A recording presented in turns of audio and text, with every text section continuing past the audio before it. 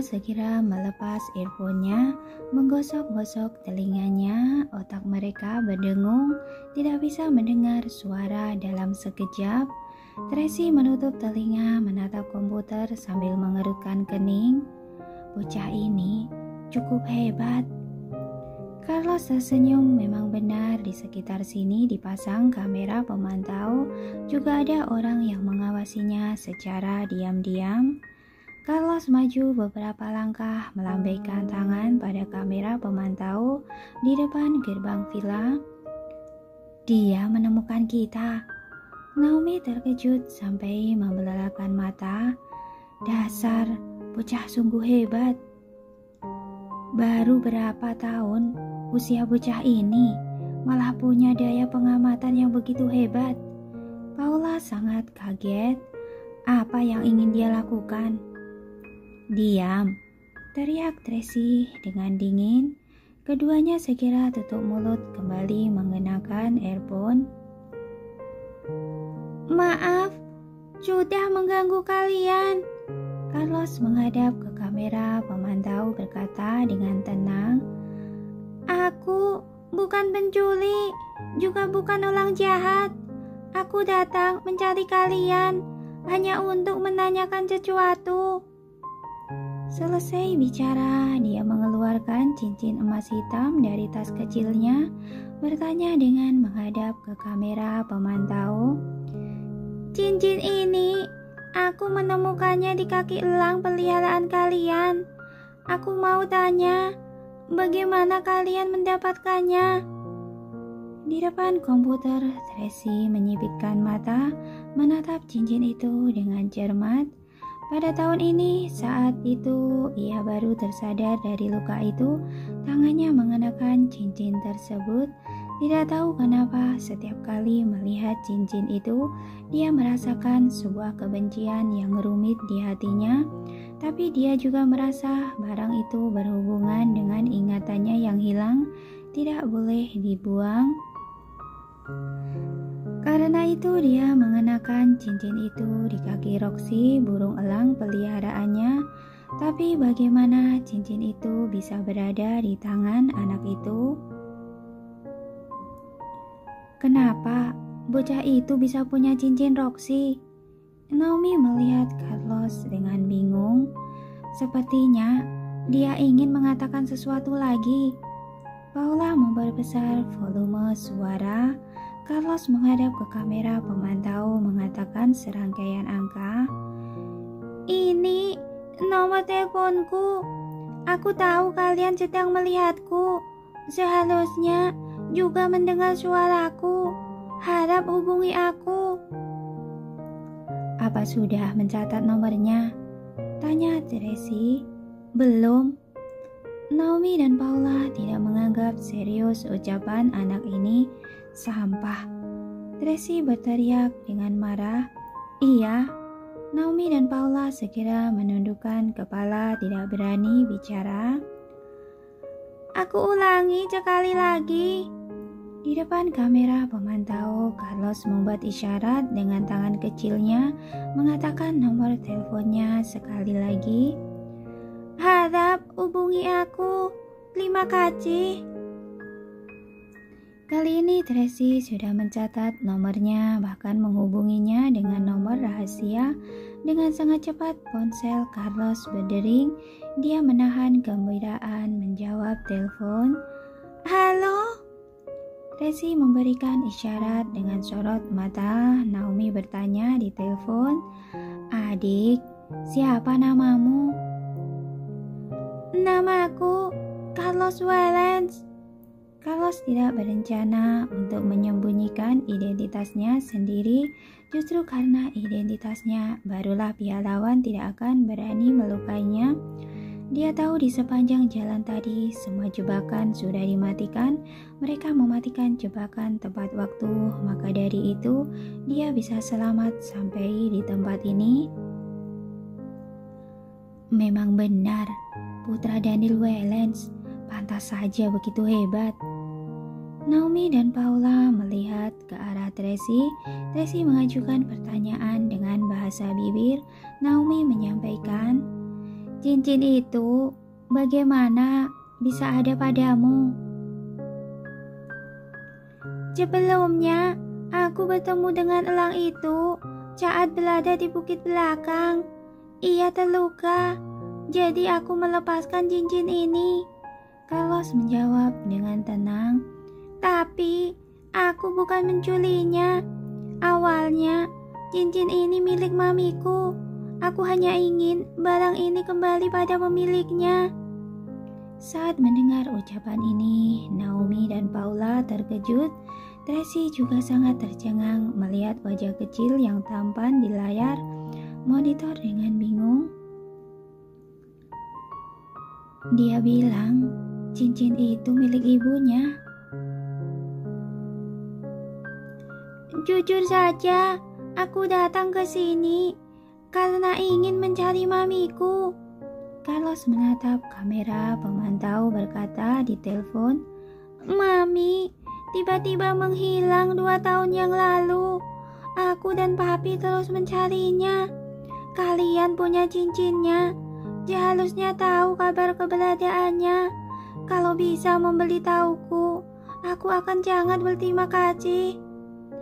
Anak ini menceritakan masalah yang terjadi dengan jelas dan terorganisir. Naomi dan Paula sangat terkejut saat melihat respon Tracy yang rumit. Keduanya tidak berani bersuara. Halo? Halo? Carlos berteriak beberapa kali. Apa Anda mendengarnya? Naomi tidak berani bicara, hanya melihat Tracy dengan hati-hati. Tracy berkata dengan bahasa bibir. Naomi segera menyampaikan, cepat pergi dari sini, sangat berbahaya. Kemudian di bawah instruksi Tracy, Naomi menutup teleponnya. Apa yang terjadi? Naomi tidak bisa menahan diri untuk tidak bertanya. Anak itu bilang, cincin itu milik maminya. Mungkinkah? Paula melihat foto lalu melihat Tracy, sangat ingin bilang ketiga anak ini sangat mirip dengan Nona. Tidak mungkin. Tracy juga memiliki keraguan seperti itu di dalam hatinya, malah dibantah oleh dirinya sendiri. Dia mengerutkan kening. Mungkin mami anak itu dibunuh olehku. Atau mungkin aku memungut cincin itu. Benar, benar. Naomi segera mengangguk. Hanya barang kecil, tidak bisa menjelaskan apa-apa. Selain itu, ucapan anak kecil juga tidak bisa dianggap serius. Paula segera menambahkan. Tracy menatap layar komputer, tidak bersuara, tidak ada yang tahu apa yang sedang dia pikirkan. Carlos memegang ponsel, mengerutkan kening. Dia tidak mengerti kenapa orang itu tiba-tiba menutup teleponnya. Mereka tidak kelihatan seperti orang jahat, setidaknya mereka tidak melukainya. Tapi teka-teki cincin masih belum dipecahkan. Dia melihat gerbang yang tertutup rapat, sangat ingin masuk dan melihatnya, tapi itu tidak sopan. Selain itu, orang-orang itu sedang mengawasinya. Meskipun masuk, dia juga tidak bisa melakukan apa-apa.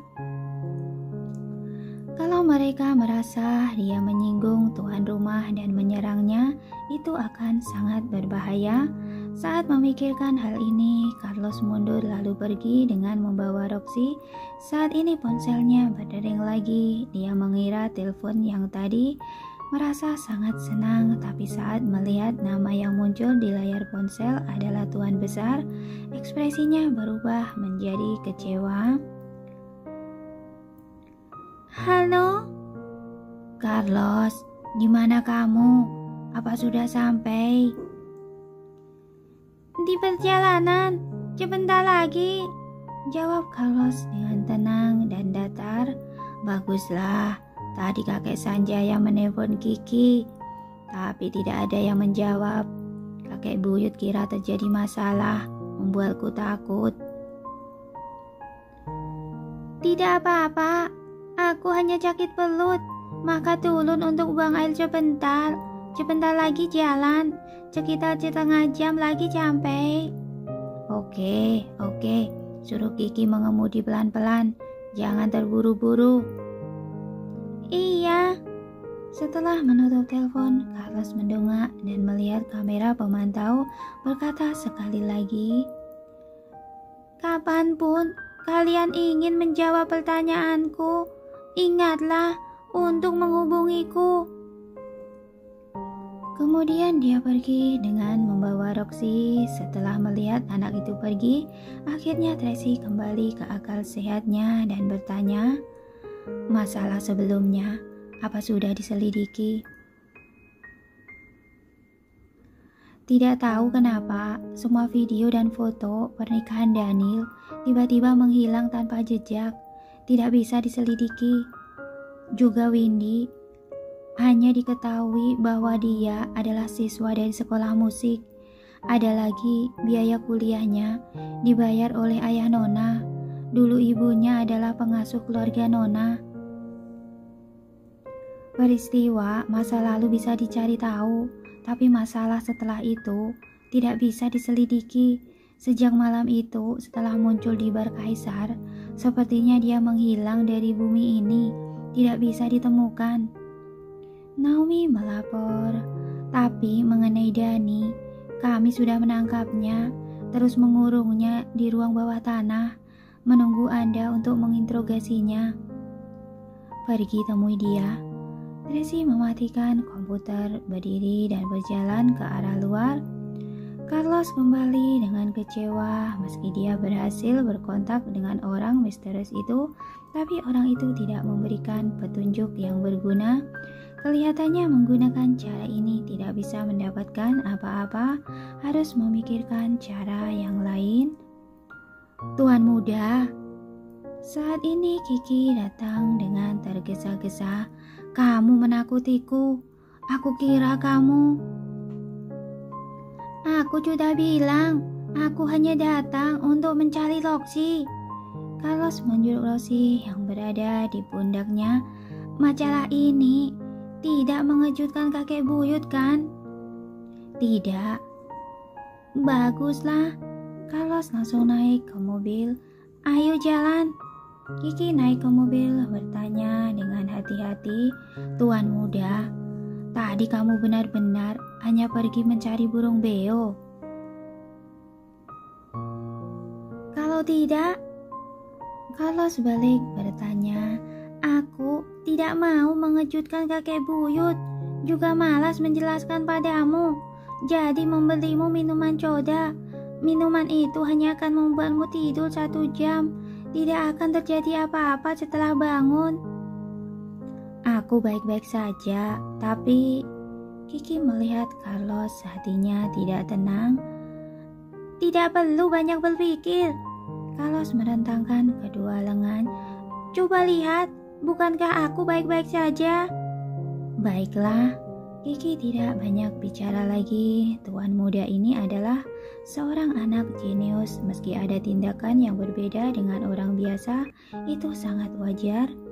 Yang terpenting adalah dia baik-baik saja.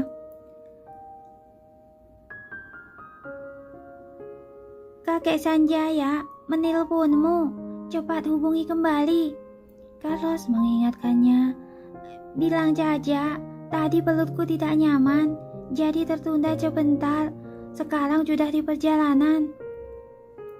"Oh, baik." Kiki segera melakukannya. Carlos mengelus sayap Roxy dengan lembut, mengingat kembali kejadian tadi. Hatinya sedang menganalisis secara diam-diam. Meski orang yang tadi tidak banyak bicara, tapi setidaknya mengakui bahwa mereka tahu tentang cincin ini. Tapi kenapa cincin bisa dipakaikan di kaki elang itu? Kapan mereka mendapatkan cincinnya? Semua teka-teki ini harus dipecahkan dengan perlahan. Sementara itu, pada saat yang sama di atas pesawat, Thomas menelpon dan melaporkan, "Tuan Daniel, Nona Linda sudah ditangkap kembali oleh Tuan Jensen. Sekarang Tuan Jensen bersiap untuk membawanya ke negara Embron untuk meminta maaf pada keluarga Moore." "Iya." Daniel berkata dengan datar, selama beberapa waktu ini, kamu bertanggung jawab menghentikan orang-orang keluarga Moore menyelidiki masalah Tracy Smith. Selain itu, awasi Windy. Mengerti, Anda tenang saja. Saat sedang hendak menutup telepon, tiba-tiba Daniel teringat sesuatu, segera berkata, tunggu sebentar. Masih ada lagi? Tanya Thomas. Kamu utus orang selidiki apa Dani masih ada atau tidak? Baik. Setelah menutup telepon, Ryan bertanya dengan tidak tenang, Tuan Daniel, Anda curiga orang keluarga Moore menangkap Dani? Mungkin saja. Daniel mengerutkan kening dengan erat. Tracy yang sekarang jauh lebih cerdas dari yang aku bayangkan. Kalau tidak bisa menemukan Windy dan Belinda, juga tidak bisa menyelidiki masalah pernikahanku dulu, dia pasti akan mulai bertindak dari Dani. Dani menutupinya dengan cukup baik, kata Ryan. Di depan Nona Tracy, dia tidak mengungkit bahwa dia mengenalnya. Belum tentu harus mengakuinya sendiri. Daniel menganalisis saat pertama kali bertemu dengannya. Dani bertingkah tidak seperti biasanya. Kemudian saat Windy muncul, dia mengatakan beberapa hal yang tidak sengaja. Itu membuktikan bahwa dia tahu banyak rahasia. Baiklah, Ryan sedikit cemas. Kalau begitu, kita baru memikirkan hal ini sekarang. Apa sudah terlambat? Daniel tidak bicara, hanya memutar-mutar cincin kawin di jarinya dengan lembut. Dengan sangat cepat, Thomas menelpon. Tuan Daniel, Dani sudah ditangkap. Ternyata, raut wajah Ryan berubah drastis. Sekarang harus bagaimana? Semoga dia bisa bertahan. Daniel menghela nafas. Dia benar-benar salah perhitungan. Bagaimana bisa melalaikan masalah yang begitu penting? Nona Tracy terlalu hebat. Ryan menghela nafas. Takutnya masalah ini sudah tidak bisa disembunyikan lagi. 3 hari, cukup berikan aku waktu 3 hari. Setelah menemukan tabib Hansen, aku sendiri yang akan kembali dan memberi penjelasan padanya. Daniel mengerutkan kening dengan erat. Semoga Dani bisa bertahan 3 hari. Seharusnya bisa. Setidaknya dia seorang pria sejati, tidak akan bisa dipaksa mengaku oleh beberapa wanita. Ryan membujuk. Itu belum tentu. Tiba-tiba Thomas mematahkan semangat. Metode keluarga Moore dalam menginterogasi dan menyiksa sangat hebat. Kalau kamu tidak bicara, tidak ada yang menganggapmu bisu, kata Ryan dengan kesal. Tidak. Tiba-tiba Daniel teringat pada sebuah masalah penting. Bukankah dia sudah kembali ke negara Emron? Bagaimana menginterogasi Dani? Mungkinkah menyuruh bawahannya yang menginterogasi? Tanya Ryan. Segera selidiki apa Tracy sudah mendarat di negara Emron. Daniel menginstruksikan Thomas dengan tergesa-gesa. Baik. Kali ini benar-benar bertemu lawan. Ryan menghela nafas. Biasanya Daniel selalu sangat cermat dalam menyusun strategi, tidak pernah bertemu lawan dalam dunia bisnis, tapi kali ini dia salah perhitungan. Dia dan Lorenzo belum pernah benar-benar berhadapan, tapi menghadapi Tracy yang dilatih oleh Lorenzo, pertarungan belum dimulai, tapi Daniel sudah dipukul sampai terus mundur. Kalau kelak benar-benar bertarung dengan Lorenzo Moore, situasi berbahaya seperti apa yang akan dihadapi, mereka tidak berani membayangkan. Tiba-tiba Daniel merasakan kekecewaan yang belum pernah terjadi sebelumnya. Alasan utamanya adalah Nona Tracy adalah kelemahan Anda. Ryan mengatakan poin penting dalam menghadapi siapapun. Anda bisa bersikap rasional dan tegas, tapi berbeda pada Nona Tracy. Daniel terdiam, tentu saja dia tahu hal ini. Justru karena seperti itu, barulah dulu Tuan Besar bersikeras mau mengantar Tracy pergi. Tuan Besar yakin bahwa begitu Tracy dimanfaatkan oleh grup Moore untuk menghadapi keluarga Wellens, maka keluarga Wellens akan berada dalam bahaya. Sayangnya meski Tuan Besar sangat waspada, tapi ia tetap tidak bisa menghentikannya, malah menyebabkan terjadinya insiden yang tak terduga ini. Kalau dulu tidak mengantar Tracy pergi, mungkin masalah tidak akan berubah menjadi seperti ini. Meski orang-orang keluarga Moore tahu identitas Tracy dan kembali mencarinya, sebagai menantu keluarga Wellens, Tracy juga tidak mungkin membantu keluarga Moore untuk menghadapi keluarga Wellens tanpa alasan. Sedangkan sekarang satu langkah salah masalah selanjutnya menjadi berantakan. Dulu keluarga Wellens begitu otoriter malah menyebabkan tragedi. Tracy yang kehilangan ingatan benar-benar berubah menjadi orang lain. Meski kelak mendapatkan ingatan kembali, mungkin dia hanya memiliki kebencian yang mendalam terhadap keluarga Wellens, hanya berdasarkan cinta dan kasih sayang terhadap anak-anak pada saat ini. Bisakah mengalahkan dendam-dendam itu? Daniel sama sekali tidak percaya diri. Masalah dulu, bukan salah Anda. Rian terus membujuk. Anda terus melindungi Nona Tracy. Ini permainan takdir. Tidak, itu salahku. Daniel menyalahkan diri sendiri sambil tersenyum pahit. Aku tidak cukup tegas. Aku ragu-ragu. Terlalu banyak pertimbangan. Dalam situasi seperti itu, Anda juga tidak bisa berdaya. Rian segera berkata, Anda melakukannya demi menyelamatkannya. Kalau aku berusaha mati-matian menghadapi segala hal bersamanya, tragedi seperti ini tidak akan pernah terjadi. Daniel sangat menyesal. Aku terlalu percaya diri, mengira bisa mengendalikan segalanya. Yang terpenting adalah orang yang menyerang Nona Tracy secara diam-diam saat itu. Rian sangat kesal.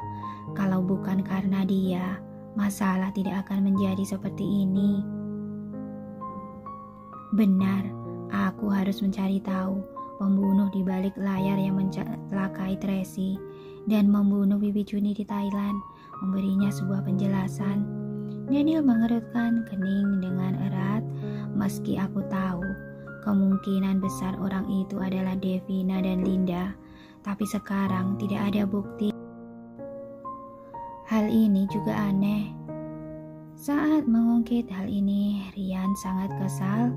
Kalau bukan karena grup Moore sengaja menghapus catatan Nona Linda yang masuk ke Thailand, kita pasti sudah menemukan buktinya. Bicara lebih jelas lagi, Lorenzo sengaja menyembunyikan kebenaran, sengaja membuat Nona Tracy kembali untuk menghadapi Anda. Faktor eksternal apapun tidak bisa dijadikan masalah. Daniel menghela nafas. Meski Lorenzo sengaja menyembunyikannya, itu juga karena keluarga Wellens melakukan kesalahan lebih dulu. Anda jangan cemas.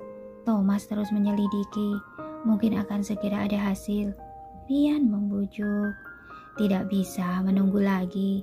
Daniel sedikit menyipitkan mata. Aku harus segera memancing pelaku itu keluar, memberi sebuah penjelasan pada Tracy. Setelah berhenti sejenak, Daniel memberi instruksi. Kalau aku tidak salah ingat, tanggal 19 adalah hari ulang tahun Tuan Besar ke-98. Kamu sebarkan informasi. Bilang bahwa aku bersiap mengadakan pesta ulang tahun yang mewah untuk Tuan Besar. Baik, Rian segera mengatur. Saat pesawat mendarat di kota tua, Daniel menerima telepon dari Thomas. Tuan Daniel, ternyata seperti yang Anda duga. Meski pesawat Nona Tracy lepas landas dan mendarat tepat waktu, tapi orangnya tidak berada di negara Emron. Saat mendengar hal ini, ekspresi Daniel menjadi sangat serius. Tuan Daniel, apa yang harus dilakukan sekarang? Thomas bertanya di ujung telepon. Setelah beberapa hening sesaat, Daniel memberi instruksi. Mulai sekarang, kamu hanya perlu melakukan satu hal. Lindungi ketiga anak dengan baik. Mengerti?